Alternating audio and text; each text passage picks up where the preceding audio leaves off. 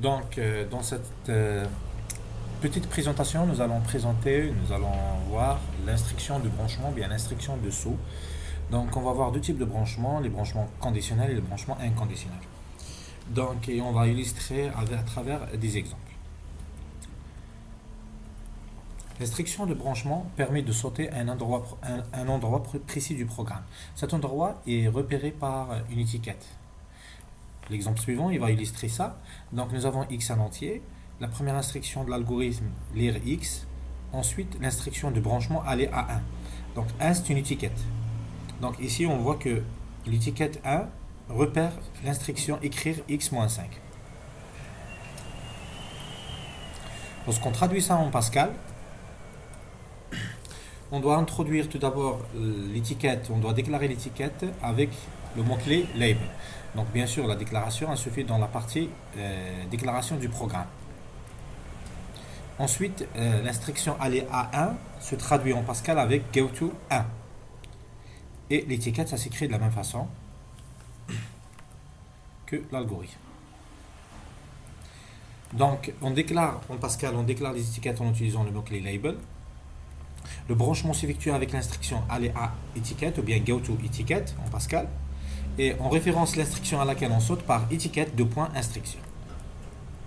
En général, l'étiquette c'est un numéro qu'il faut déclarer à travers le mot-clé label. C'est quoi le sens de l'instruction goTo ou bien aller à? C'est quoi le sens? Donc on prend un exemple. Donc la question qu'on pose, c'est quoi le résultat de l'algorithme? Pour savoir le résultat, il faut le dérouler. On va dérouler par exemple pour x égale à 8. Donc, si on veut dérouler un algorithme, on fait un tableau dans lequel les lignes, c'est les instructions et les colonnes, c'est les variables. La première instruction, c'est lire x. Ici, on va donner 8. Pourquoi 8? Pourquoi ne pas utiliser une autre valeur? Tout simplement, dans la question, on a indiqué la valeur 8. Ensuite, aller à. Aller à 1. Ça veut dire quoi? Aller à 1, ça veut dire se brancher vers l'instruction qui a l'étiquette 1. Dans ce cas-là, on va exécuter l'instruction x reçoit x-5. Ça veut dire que x va recevoir la valeur 8 moins 5 qui est égale à 3. Ensuite, c'est l'instruction écrire x, il va afficher 3. Vous remarquez que l'instruction x reçoit x plus 5, elle n'est jamais exécutée. Et elle ne sera jamais exécutée, quelle que soit la valeur de x. Tout simplement, c'est à cause du saut aller à 1 qui va sauter à l'instruction suivante. Donc dans ce cas-là, le saut aller à 1, il s'exécute quelle que soit la valeur de x. Dans ce cas-là, on parle de saut inconditionnel.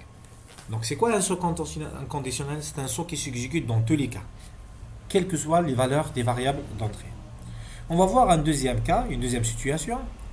Prenons l'exemple suivant, qui est un peu plus compliqué que le précédent. Nous avons lire x. Si la valeur de x est supérieure à 10, alors aller à 1, sinon aller à 2, fin ci. Donc l'étiquette 1, c'est x reçoit x plus 5. Ensuite, aller à 3. L'étiquette 2, c'est x reçoit x moins 5. L'étiquette 3, c'est écrire x. Donc, on traduit, pour comprendre qu'est-ce qu'il fait l'algorithme, donc pour comprendre le résultat, pour répondre à la question c'est quoi le résultat de l'algorithme, on va dérouler cet algorithme. On va utiliser deux cas, le cas de x égale à 8 et un autre cas, x égale à 12. On va commencer par le premier cas. Lire x, ça va donner 8. Est-ce que x supérieur à 10? Donc ça donne false. 8 supérieur à 10, ça donne faux. C'est pas vrai. Donc on ne va pas entrer dans le bloc C, on va entrer dans le bloc C non.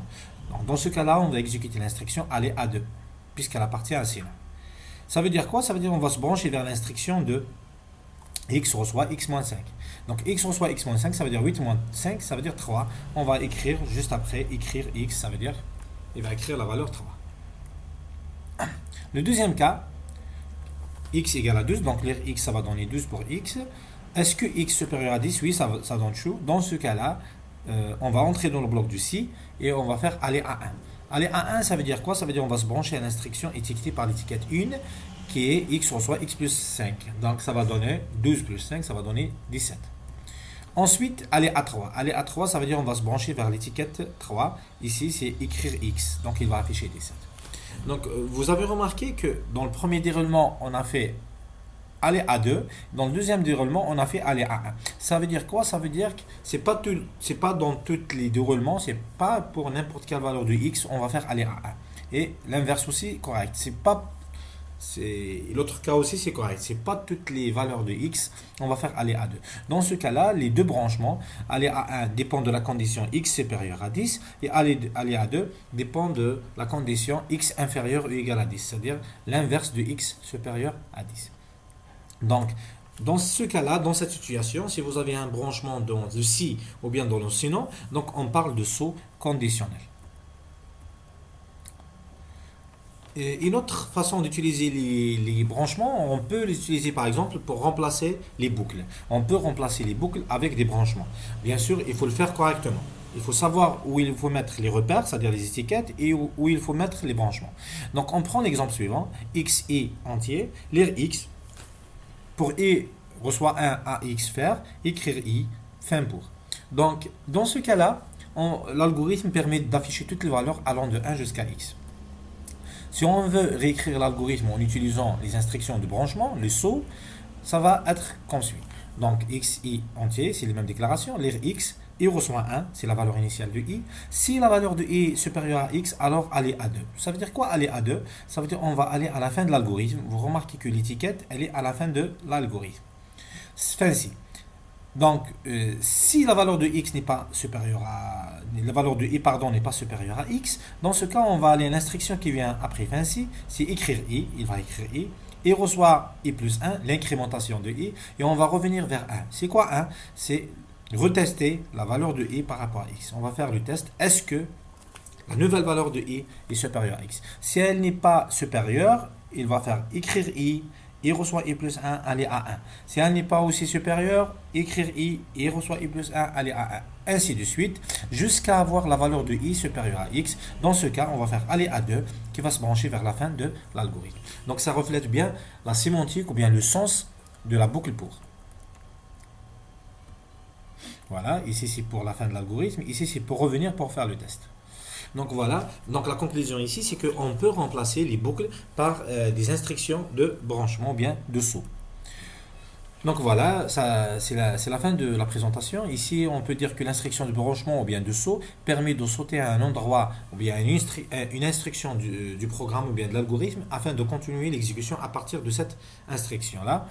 Et pour pouvoir sauter à une instruction, il faut utiliser une étiquette pour désigner cette instruction. En Pascal, les étiquettes sont déclarées dans la partie déclaration en utilisant le mot-clé label. Et bien sûr, nous avons vu deux cas, deux types ou bien deux cas de branchement. Il y a les instructions de branchement inconditionnelles. Ça veut dire qu'il s'exécute dans tous les cas. Il ne dépend pas d'une condition, il ne dépend pas d'une expression booléenne. Et les instructions de branchement conditionnel, c'est-à-dire ils dépendent des conditions. En général, soit ils appartiennent au bloc C ou bien ils appartiennent au bloc C. Et on a vu aussi qu'il est possible de transformer les boucles, d'utiliser les branchements, les instructions de branchement pour réécrire les boucles. Donc, bon courage et bonne étude.